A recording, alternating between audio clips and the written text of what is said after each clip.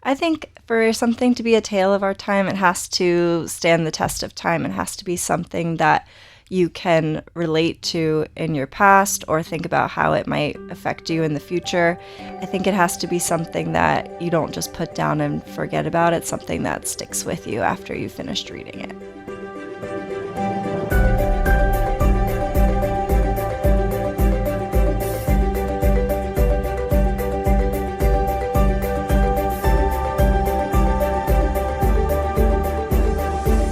Everyone, and welcome to Tales of Our Times. This is a show where we discuss stories that move us, what makes them so meaningful, and why others could or should find meaning in them as well. This is not a spoiler-free show, so bear that in mind as you continue to listen. We tackle movies, books, podcasts, and more. Where there's a story, there's a reason to read. I'm your host, Amanda Stevens, and joining me in the studio today is my guest, Caroline Free. Yay, thanks for having me. Yeah. Now, is there anything that you would like to say to introduce yourself? My name's Caroline. I'm 28. I'm an American living in Taiwan right now. Currently, I'm teaching, and I've been here for about a year. I love living in Taiwan so far. Yeah. So then what story have you brought for us to talk about today? The story that we're going to talk about today is called Assassin's Apprentice by Robin Hobb. It is the first in a trilogy of hers called the Farseer Trilogy, and it is a fantasy novel that I have loved. Yeah, this is what I'm really excited to talk to you about because we met at a reading, like, book club kind of thing. And you mentioned that you were on, like, a fantasy kick right now, which I really felt personally because I am also in one of those. I've been on that. I was reading a lot of, like, psychological thrillers, and I was just really psyching myself out. It's really stressful. So I was like, oh, I got to take a break. But that break has lasted a good, like, at least 2 years. I've just been reading fantasy. I love that. Yeah, because right now, like, my two genres that I'm reading are horror and fantasy. And it's usually when I'm done with one that I'm like, okay, I'm going to go to the next one. And I just sort of like alternate between my two equal loves. Yeah. So before we get into the summary, though, do you think that there's anything we should know about the book Assassin's Apprentice? Like you said, it is the first in a series. I guess just kind of that while it does have a magic system and it is fantasy, it's very relatable to start off. It's kind of just like seems like it could be a standard world in any fiction novel, and a lot of the deeper magical and fantasy elements are slowly explained to you as you're reading. So it's not super intimidating that when you like first open the book, you feel like you're reading a different language. Yeah. Kind of starts out in like a more normal place than some other like high fantasy books. Yeah. Okay. Oh, great. That's so welcoming. Yeah. Okay. Well, then now I'm really curious. So, Caroline, can you give us a summary of Assassin's Apprentice? Sure. It follows a young boy. His name is Fitzchivalry. Oh, and that's cute. He is the illegitimate child of Prince Chivalry. So his name is, everyone just calls him Fitz because he's like son of Chivalry. And so Prince Chivalry is the heir to the throne of this land called the Six Duchies. And I'm like loving these names. They're girl, so good. It's so good. Okay. But so Chivalry, he, like his namesake, is very chivalrous, and he doesn't want to shame his family, so he abdicates the throne because he has this illegitimate child. So he's kind of out of the picture, and then he dies like very, very early on in the book. So Fitz never knows his dad. They like never meet really. And so when he is 6 years old, he is brought to Buckkeep, which is where the royal family like lives in the Six Duchies. So he's brought to Buckkeep, and he lives under the stable master. His name is Burrick, and so he kind of takes care of him. And Burrick used to be Chivalry's like right-hand man. So Fitz's dad's like right-hand guy. Okay. Oh yeah, good clarification. Yeah. So he's living with Burrick as like a stable hand, and he's just helping him in the stables.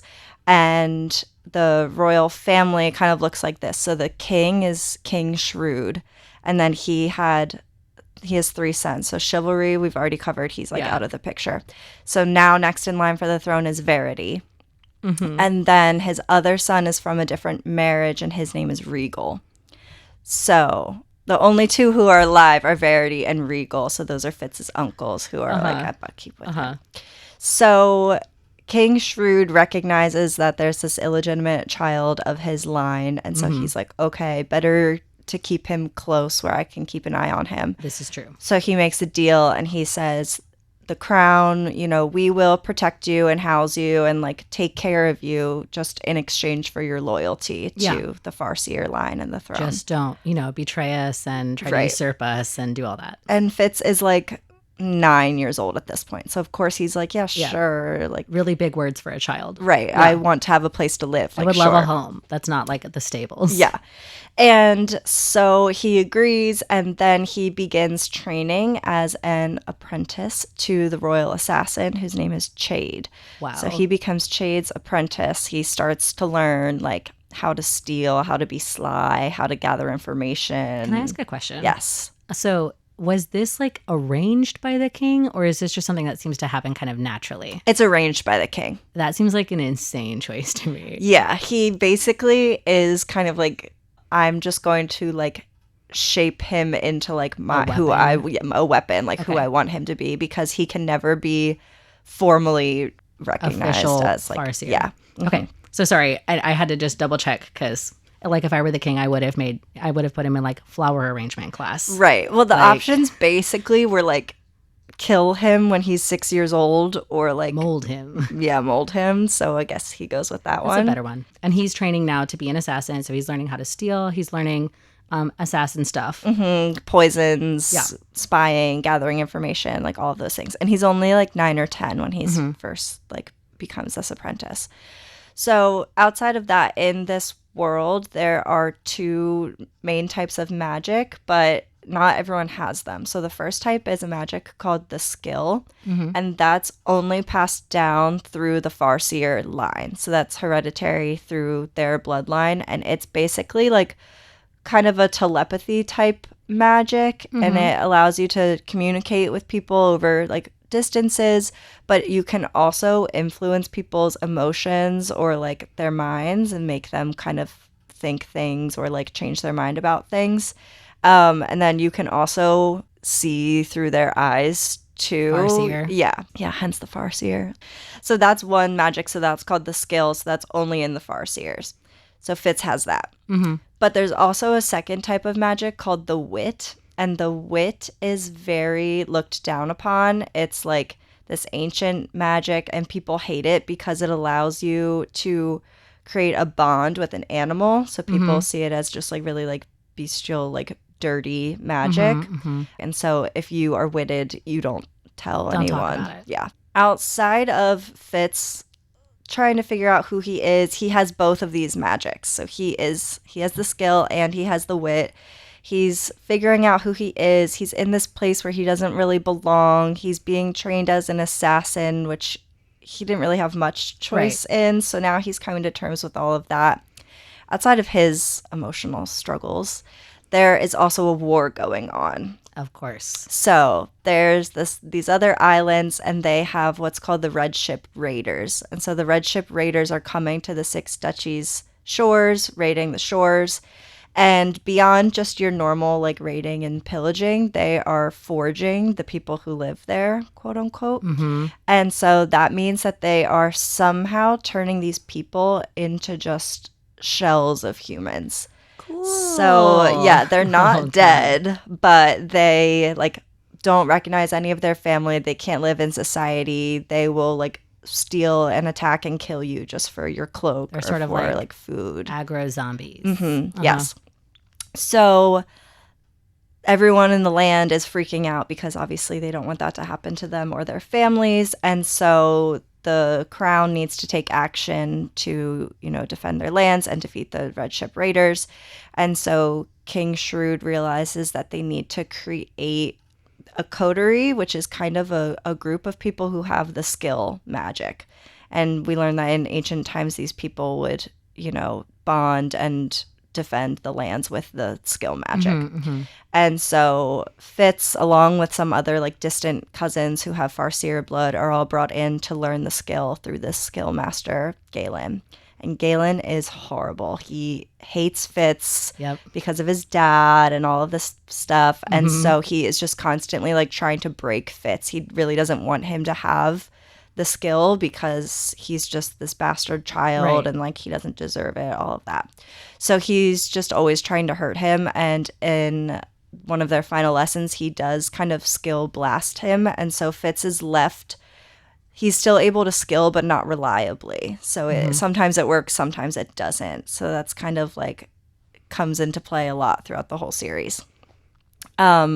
The climax of this first book in the series is that Fitz goes on his first assassin mission. Yes. So he is tasked with killing the brother of this woman. Let me back up. Prince Verity is betrothed to a woman named Ketchikan. She's from the Mountain Kingdom. And the idea is that if they get married, they will unite the Mountain Kingdom and the Six Duchies together. Very good. A political marriage. Right.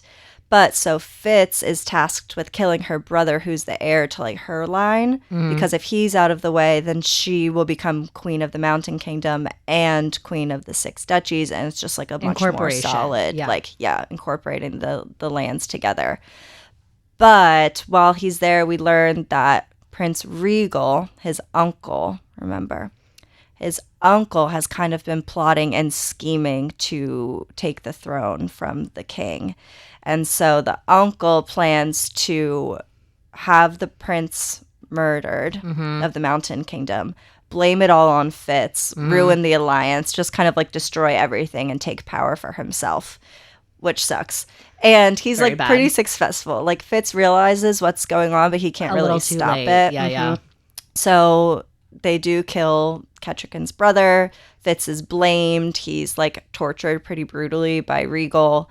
And while he is like close to death, because Regal is just beating him so violently, he reaches out with his skill to Verity, his other uncle, and they are able to use the skill together to defeat Regal and Galen, who are the ones like attacking him at the moment.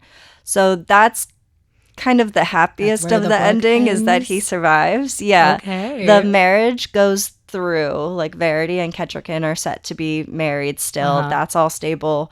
Regal is kind of cowed a little bit because his plot for now has been foiled, but you know that he's still like It's very temporarily. Yeah. you know that he's still kind of like a danger to the court. And then that leaves Fitz to return back to Buckkeep, but now he's just like traumatized both physically and emotionally, and he is just dealing with his life as an assassin and how isolating it is. And he's just really He's in a low place. Yeah. He's ready for the second book. Yeah. So it does gear you up for the second book really well. Yeah. Oh my God. So if people can't see, obviously this is an audio podcast. I've just been over here like, yes. 'Cause, like, all these beats hit so good. Like, yes, there's a war. Yes, there's a plot to overthrow the throne. Yes, there's subterfuge. There's political marriage. Like, Yeah. It sounds like it has everything. Yeah. So what made this book so meaningful to you personally? I kind of like you were just saying, it has everything, but I thought it was really a beautiful balance of the world building just comes together so beautifully. Yes, there is magic, but it's not like everyone has the magic, and so they're just like zap, zap, zap, zap. Like, Right. It doesn't feel like overpowered or like a Deus Ex Machina. Yeah. And there's the court politics, like you said. It's kind of all of those things coming together with these really deep, meaningful relationships and just like his coming of age navigating this world that he really doesn't belong in. I just think it's like so beautiful. Yeah. It's kind of like one of those narratives that I think like really holds up. There's like two narratives that I think of in this like high fantasy genre that like pretty much always hit. And one of them is sort of this idea of like the return of the rightful king when like someone has been ousted and then now they have to fight to regain their kingdom and whatever. And like another one is this sort of like underdog story that's like no one thought that I would be able to do it. They like I was gifted and they trod on me and now I'm going to save the kingdom. Yeah. And that's like kind of how it is. Like everyone is just always beating up on him. And it's really great. And it's kind of, it's beautiful, but also heartbreaking to see because he has no real father figure. He has like no real support system or he's like really struggling for one. It sounds right. like. And so he has Burrick, who's remember the stable master and who is his dad's like bestie. So Burrick looks out for him, but it's not really his father, and like they still have their ups and downs, and he has Yeah. Chade, who's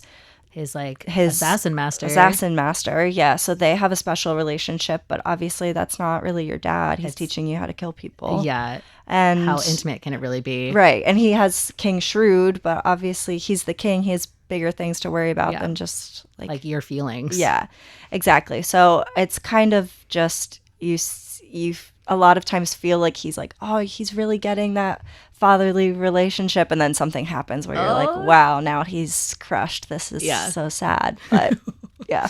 Yeah. But at least you know it's a series, right? So this is what it has to be.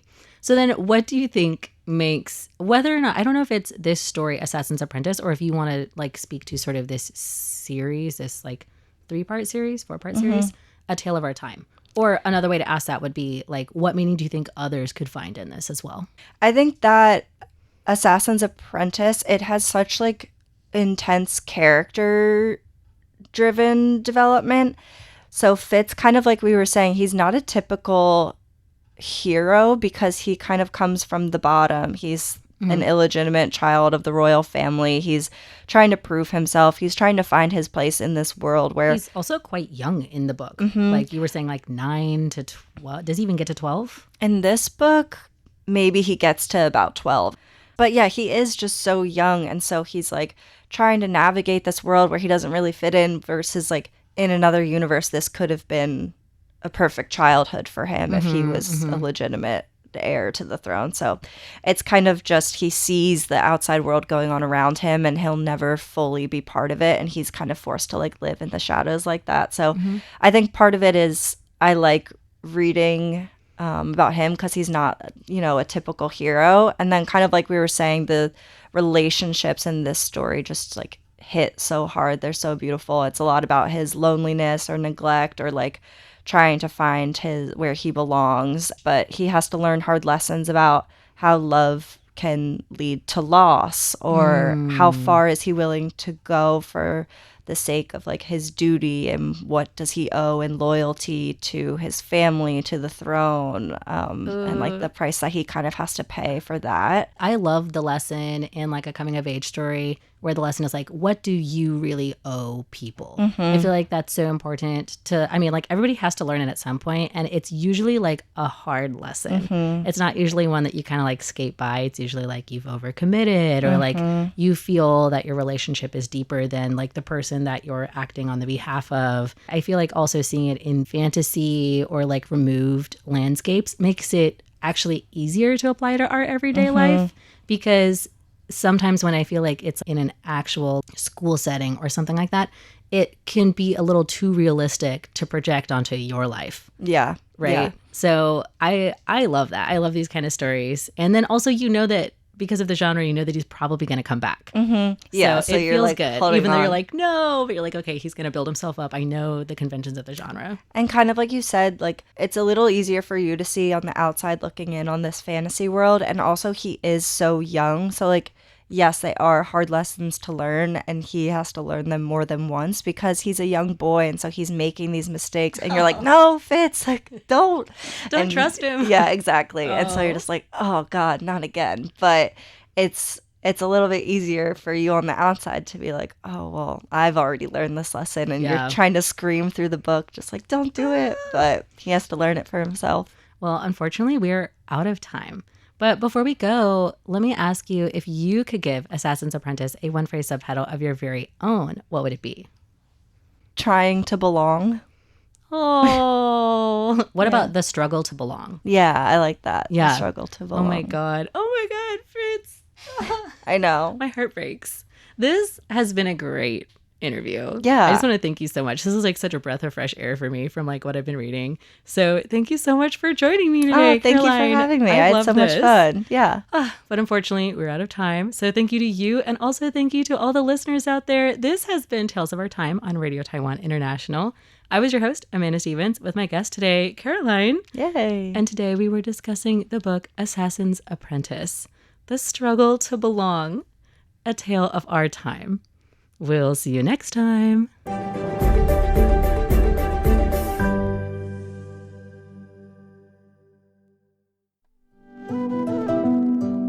You're listening to Radio Taiwan International.